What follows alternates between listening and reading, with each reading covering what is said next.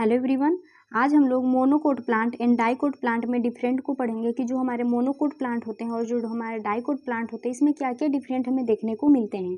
ठीक है, तो आप लोग अपने माइंड में एक एग्जांपल्स को लेकर चलिएगा जो भी हमारे मोनोकोट प्लांट होते हैं। जैसे कि आप देखे होंगे जो धान का प्लांट होता है वे धान का पौधा कैसा होता है, और जो गेहूँ का पौधा होता है ये सारे जो होते हैं ना ये हमारे मोनोकोट प्लांट होते हैं। ठीक है, जो छोटे छोटे प्लांट आप लोग को देखने को मिलते हैं वे क्या होते हैं, मोनोकोट प्लांट होते हैं। जो बड़े बड़े प्लांट जैसे कि आपको नीम का प्लांट हो गया, आपका ये जो मैंगो आम का प्लांट है, ये सब क्या होते हैं, ये हमारे डाइकोट प्लांट में आते हैं। ठीक है, यदि आप लोग को किसी भी चीज़ का सीड दे गया और सीड से यदि कह गया पहचानने को कि आप ये बताइए कि मोनोकोट प्लांट का सीड है या डाइकोट प्लांट का सीड है, तो इसे आप बहुत ही आसानी से समझ सकते हैं। जैसे कि यदि आप सीड को लेंगे और इसे आप तोड़ेंगे तो यदि ये बीच से फट जाता है दो बराबर पार्ट में तो वे हमारे क्या होते हैं, डाइकोट प्लांट के सीड होते हैं। जैसे कि आप चना को ले लीजिए, उसको आप जब तोड़ेंगे तो वो बीच से फट जाता है, वे क्या होते हैं, डाइकोट प्लांट में आते हैं।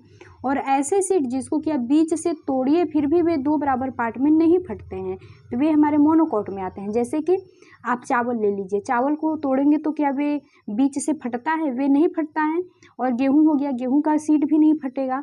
तो ये सब हमारे किस में आते हैं, ये सब हमारे आते हैं मोनोकोट में। ठीक है, और आप जो भुट्टा खाते हैं वे भी क्या होता है, उसको भी जब आप उसको बीच से तोड़ेंगे मतलब फाड़ने की कोशिश करेंगे तो वे दो बराबर पार्ट में नहीं फटता है, वे क्या होता है, वे भी हमारे मोनोकोट में आएगा। ठीक है, तो सीड से भी आप पहचान सकते हैं कि ये हमारा मोनोकोट प्लांट है या फिर डाइकोट प्लांट है। तो देखिए सबसे पहले सीड की बात कर लेते हैं। तो सीड की संरचना में आप देखेंगे तो जो यदि आप एक सीड ले लीजिए तो सीड में सबसे बाहर से आप जब देखेंगे तो आप लोग को सीड कोट देखने को मिलता है। ठीक है, सीड कोट देखने को मिलेगा। सीड कोट के जब आप अंदर जाएंगे तो उसमें आप लोग को इंडोस्पर्म देखने को मिलेगा। इंडोस्पर्म के बाद आप देखेंगे तो एक इम्ब्रियो देखने को मिलेगा। इम्ब्रियो की संरचना यदि आप देखेंगे कि इम्ब्रियो की संरचना कैसी होती है तो इम्ब्रियो की संरचना में आप यहाँ पे देखेंगे इस प्रकार से संरचना आप लोग को देखने को मिलती है जिसे एम्ब्रियोनल एक्सिस कहते हैं। एम्ब्रियोनल एक्सिस के बाद इस प्रकार से ऐसे संरचना देखने को मिलती है। एम्ब्रियोनल एक्सिस के एक साइड जो होता है उसको हम कहते हैं प्लोम्यूल, एंड उसका जो सेकंड साइड होता है वहाँ पे आप लोग को रेडिकल देखने को मिलेगा। प्लोम्यूल जो होता है, जो प्लांट का सूट सिस्टम होता है वो प्लोम्यूल बनाता है। ठीक है, और प्लांट का जो रूट सिस्टम होता है वे क्या बनाता है, रेडिकल। आर से रेडिकल होता है, आर से रूट सिस्टम। ठीक है, देखिए क्योंकि सीड से ही तो हमारा एक प्लांट डेवलप हो रहा है ना, तो सीड में कौन सा पार्ट क्या क्या बना रहा है वो है। ठीक है, तो प्लोम्यूल का पार्ट हमारा सूट सिस्टम बना रहा है और रेडिकल वाला पार्ट हमारा रूट सिस्टम बना रहा है प्लांट के सीड में। ठीक है, और उसके बाद यहाँ पे आप लोग को कोटिलीडन्स देखने को मिलते हैं। एक देखेंगे आप ना, तो यहाँ पे इस प्रकार से ये जो ग्रीन वाला पार्ट आप लोग को देखने को मिल रहा है ये क्या है, यहाँ पर ये कोटिलीडन्स इसका है। इसमें केवल एक ही कोटिलीडन्स पाया जाता है। इस एक ही कोटिलीडन्स जिस मतलब होते हैं उसको हम स्कूटेलम भी कहते हैं। ठीक है, क्या कहते हैं, स्कूटेलम कहते हैं। मतलब जब हमारे ये जो इम्ब्रियो है, इम्ब्रियो में केवल एक ही कोटिलीडन्स पाए जाते हैं तो इसे हम कहते हैं सिंगल कोटिलीडन्स, जिसको कि हम स्कूटेलम भी कहते हैं। तो सिंगल कोटिलीडन्स हमारे किस में पाए जाते हैं, मोनोकोट प्लांट में हमारे सिंगल कोटिलीडन्स पाए जाते हैं। यही आप यदि डाइकोट प्लांट में आ जाएंगे तो डाइकोट प्लांट में हमारे दो कोटिलीडन्स मिलते हैं। एक कोटिलीडन्स तो ये है ही, उसके बाद दूसरा कोटिलीडन्स भी आप लोग को देखने को मिलेगा। ठीक है, तो डाइकोटिलीडन्स में हमारे दो कोटिलीडन्स देखने को मिलेंगे। जैसे कि आप चना में देखते हैं कि चना को बीच से जब फाड़ते हैं तो दो बराबर पार्ट में बढ़ जाते हैं। तो जो उसका दो बराबर पार्ट जो हम लोग खाते हैं वे क्या होता है, उसके कोटिलीडन्स को ही हम खाते हैं। ठीक है, उसका जो कोटिलीडन्स होता है वही हम खाते हैं। तो ये हमारे डाइकोट प्लांट में आता है। और नेक्स्ट आप देखिए, नेक्स्ट इसके रूट के बारे में बताया गया है। ठीक है, कि जो मोनोकोट प्लांट होता है इसका रूट कैसा होता है, तो मोनोकोट प्लांट का जो रूट होता है वो कैसा होता है, फाइब्रस रूट होता है। फाइब्रस रूट का मतलब क्या होता है कि इसमें जो रूट होते हैं ना, इसमें बहुत सारे आप लोग को देखिए इस प्रकार से देखने को मिल रहे हैं। ये ऐसे ऐसे बहुत सारे रूट आप लोग को देखने को मिल रहे हैं। इस प्रकार से फाइब्रस रूट होता है, बहुत ही ज़्यादा इसमें संख्या में रूट निकली रहती हैं। ठीक है, क्यों, क्योंकि प्लांट को सपोर्ट देना रहता है, एक मेन ही रूट नहीं होता, इसमें बहुत सारे रूट होते हैं, इसलिए ये क्या होते हैं, फाइब्रस होते हैं। यही आप यदि डाइकोट में आ जाते हैं तो डाइकोट में आप देखेंगे इसमें टैप रूट देखने को मिलता है। टैप रूट का मतलब क्या होता है कि एक मेन रूट गया रहता है, मेन रूट से छोटे छोटे इस प्रकार से ऐसे रूट निकले रहते हैं, ये हमारा कहलाता है टैप रूट। बहुत ही ज़्यादा संख्या में, बहुत ही ज़्यादा नहीं होते हैं, ये कम होते हैं। ठीक है, नेक्स्ट देखिए फ्लावर का। ठीक है, तो फ्लावर में क्या होता है, इसके में जो पेटल्स की संख्या होती है वे 3 से अधिक होती है मोनोकोट प्लांट के फ्लावर्स में। पेटल्स का मतलब क्या होता है, ये जो आप लोग को रेड वाला पार्ट दिख रहा है ना, रेड फ्लावर जो दिख रहा है, इसके जो सिंगल पार्ट होता है इसको क्या कहते हैं, ये पूरे जो होते हैं इसको हम कहते हैं कोरोला कहते हैं। ठीक है, क्या कहते हैं, कोरोला। लेकिन इसका यदि आप सिंगल पार्ट को ले लेते हैं, केवल एक की बात करते हैं, तो एक को ही हम क्या कहते हैं, पेटल्स कहते हैं। क्या कहते हैं, पेटल्स कहते हैं। यदि जैसे कि गुलाब की पंखुड़ी ले लीजिए, गुलाब की पंखुड़ी में से मतलब गुलाब का फूल ले लीजिए और गुलाब के फूल में से एक पंखुड़ी को यदि अलग करें तो वो जो एक पंखुड़ी है वही हमारा क्या कहलाता है, पेटल्स कहलाता है। ठीक है, तो ये जो मोनोकोट का फ्लावर होते हैं उसमें पेटल्स की संख्या कितनी होती है, 3 से अधिक होती है। यदि आप यही डाइकोट की बात करें तो डाइकोट जो फ्लावर होते हैं, मतलब डाइकोट प्लांट होते हैं, उसके फ्लावर्स में जो पेटल्स की संख्या होती है वे 4 या 5 ही होती है।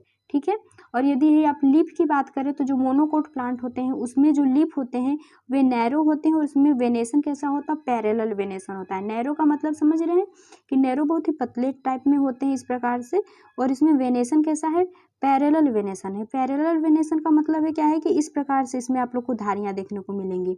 ठीक है, तो ये नैरो है, ऊपर से इसमें क्या है, पैरेलल वेनेशन है। ऐसा नहीं है कि इसमें से भी, इस धारी में से भी ऐसे धारें निकली हो, नहीं, इसमें केवल लंबी लंबी ही धारियां, मतलब एक इंड से स्टार्ट हुआ दूसरे इंड पे ही जाके खत्म होती, इस प्रकार की पैरेलल वेनेशन पाया जाता है। ठीक है, और यही आप किस में देखेंगे, यदि डाइकोट प्लांट में आ जाए तो डाइकोट का ओवल शेप का इसका जो लीफ होता है कैसा होता है, ओवल शेप का देखिए है।